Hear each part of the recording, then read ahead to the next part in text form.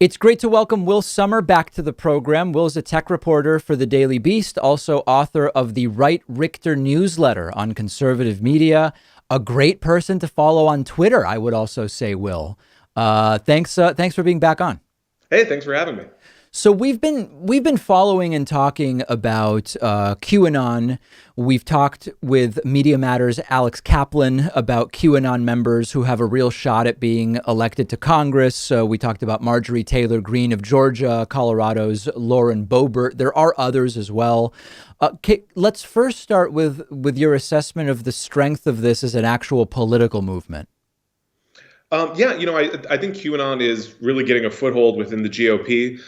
We saw a poll this week that said roughly 40% of Republican respondents said that QAnon is a good thing. We've seen other polls suggesting maybe around 7% of people believe in it. So, it's not a majority by any means, but given how crazy their beliefs are, it's pretty concerning. I read an interesting article by Greg Stanton, and we may be speaking to him at some point in the future, where he points out that QAnon ideology, to the extent that we can call it an ideology, is really like rebranded anti-Semitic tropes, that there's a lot of overlap with ideas from the Protocols of the Elders of Zion and just a lot of the standard tropes of white nationalism and anti-Semitism that we've seen. Do you agree? And what portion is made up of that? Yeah, sure. So QAnon, it's sort of like Scientology, where when people first get into it, they don't tell you kind of the wildest stuff. So, people get in and they'll say, don't you think Jeffrey Epstein was bad? Obviously people do. And then they kind of get you in there. And then when you're really into it, they say, well, really, QAnon is about people in banking and Hollywood, which obviously kind of code, drinking children's blood. So, you get right into blood libel right there. So, QAnon really is about, alleging all these powerful Jewish people are controlling the world. So, pretty anti-Semitic on its face. There has been, in the last 48 hours, it seems far less likely that this will happen, but Donald Trump had been banking for political reasons on a vaccine announcement probably sometime in the next 6 weeks, which was likely to be an emergency use authorization, not a full approval from the FDA. The idea being that he could sort of attach himself to it and take credit for it. At the same time, QAnon seems to be relatively anti-vax. Am I wrong about that? So I'm seeing a very strange situation where Trump has previously tweeted about vaccines and autism. He had to kind of be talked off a ledge by Ben Carson during debates during the 2016 Republican primary. Now he's sort of all in on a vaccine, and yet this group seems very anti-vax. Yeah, it's an interesting contradiction. As you said, Trump has kind of promoted anti-vaccine stuff in the past. But QAnon people often are very anti-vaccine. QAnon or anti-vaccine Facebook groups can be sort of a gateway into QAnon. And so we've seen, especially during the pandemic, we've seen interest in QAnon explode, along with a lot of skepticism about vaccines. And now you have Trump come out and say, well, the vaccine is really key to everything. And so, there definitely is a clash there. QAnon people have been saying, Bill Gates is going to put a microchip in the vaccine, all this stuff. Yeah. And suddenly Trump kind of has to turn these people around on it. When you look at the media foothold to the extent that it exists for QAnon, are they linked in any way to any particular media outlets or publications? And in particular, I'm interested about whether there's a connection with OAN, this sort of like poor man's Fox News, kind of a blend between Fox News and a porn parody of sorts that Donald Trump has regularly called on during his press briefings.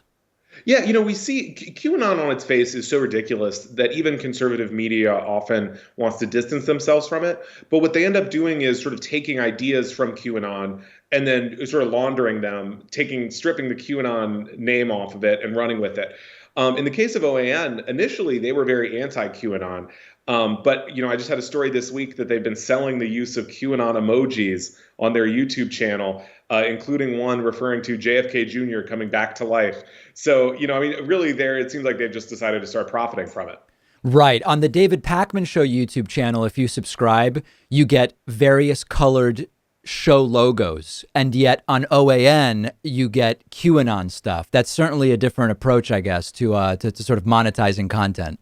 Yeah, well, maybe you should consider, you can have an emoji that's like send Hillary to Gitmo, all this stuff. Right. I should look at that direction. So, okay, let's zoom out a little bit because you're following a lot of these different movements.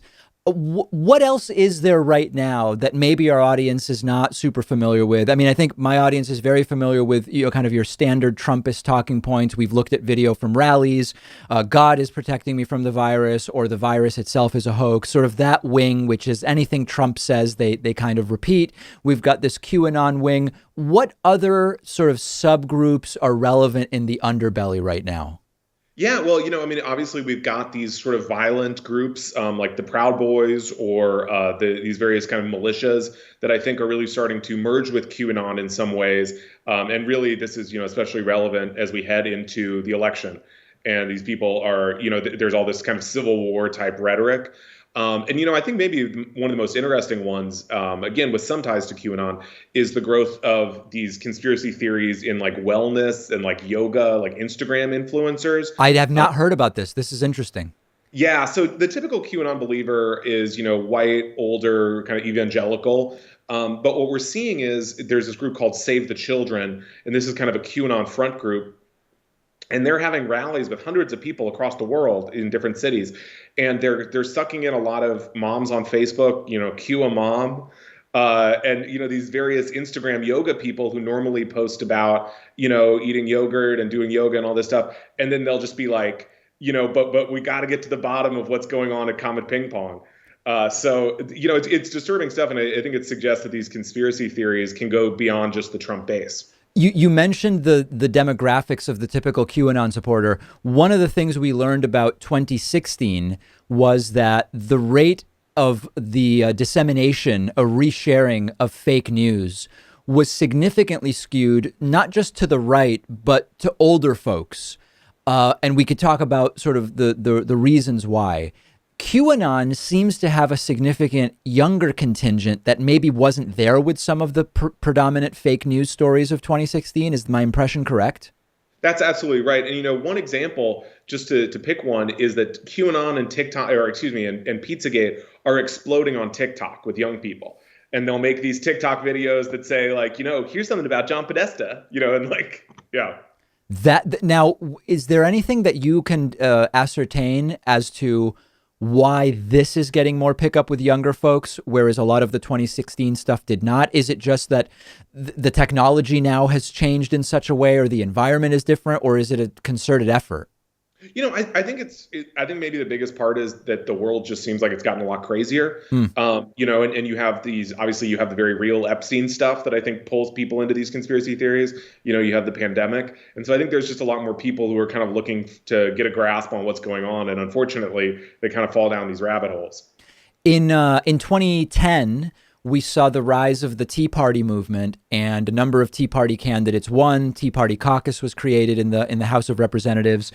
And then eventually the Tea Party, the caucus still exists, but some of it kind of went away and some elements were integrated into the Republican Party. But there was never, the Tea Party was not associated with a presidential candidate in the way that QAnon is associated with Trump. So can you outline the likely paths where so you have Trump and then some QAnon candidates. They all could win, or they all might lose, or some combinations of the two. What's the sort of path forward look like depending on what happens in November? Sure. I mean, here's what we're looking at in terms of like how many QAnon people are going to be in Congress next year. Right. So we've got Marjorie Taylor Greene in Georgia, who you mentioned. She's in a really Republican district. She's a Republican, so she's almost certain to win. Trump's endorsed her. I think it's very interesting that the White House has been very real. They just will not criticize QAnon, which I think is another sign of QAnon's power. And in fact, when a Republican lawmaker came out and did criticize QAnon, the Trump campaign attacked him. So, that's kind of the line is like, don't talk about QAnon, and certainly not in a negative way. We've got Lauren Boebert in Colorado, House candidate, kind of a battleground district. She says, well, I don't believe in QAnon anymore. Oh, well, great. She said, I support QAnon. I hope it's real. And now she's kind of backed away. But so she's maybe got a toss-up chance. I believe Oregon and Delaware, there are Republican Senate nominees who have believed in QAnon. They're probably not going to win. But still, out of 35 Senate races, we've got two with QAnon believers. So, I think the GOP is really failing to stand up to this. And so I think we can expect to see more of it.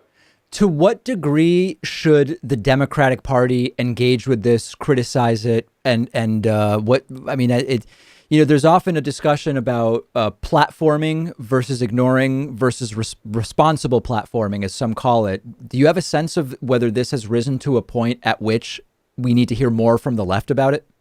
Well, it's really hard to say. I mean, as you say, on one hand, you don't want maybe Joe Biden going out every day and saying, here's what QAnon is, because you're exposing a certain amount of people to it. On the other hand, I think certainly when it comes to the media, the cow has left the barn, I think, in terms of not telling people about QAnon or hoping it doesn't get bigger. We're talking about QAnon murders, QAnon terrorism, QAnon kidnapping. And, at some point, I do think, we have to trust voters and the audience to know what's going on, even if it's very crazy. If you look around the country and you see some of the different groups that, I mean, my take, well, maybe let's actually start there to see if we're on the same page on this piece. My take generally has been that Donald Trump has not really generated new racism or xenophobia or radicalism, but has made that which already existed sort of more comfortable being public about it. Question one is, do you agree with that assessment, or has Trump's presidency actually created more of that? Well, certainly I think, I wouldn't want to suggest that Trump is, kind of a unique character in terms of, racism. On the other hand, I think in terms of conspiracy theories, I think having a guy in the White House who promotes this stuff obviously was a big birther and legitimizes it. I do think that kind of brings the GOP. It basically provides an opening, I think, for these conspiracy theories to take over the GOP and get more people from within. So I guess the question is, if Trump loses, are we to expect that a lot of these groups whose views are now much more in the open, are they going to go back underground in some sense? It doesn't eliminate the views. It doesn't de-radicalize, but it would be, again, an environment where they are less comfortable being public about their views, or is the cat sort of out of the bag at this point?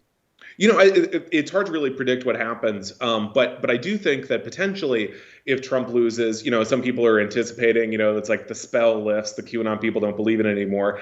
I think instead what's going to happen is that these people who have been so revved up and basically convinced that Democrats are like, eating children and they're Satanists and all this, and that Trump's going to solve it. And then when he loses, they're going to say, well, the deep state did it. Now we have to take matters into our own hands. So, I feel like I could see really QAnon sort of being integrated more into the GOP, potentially in a violent way.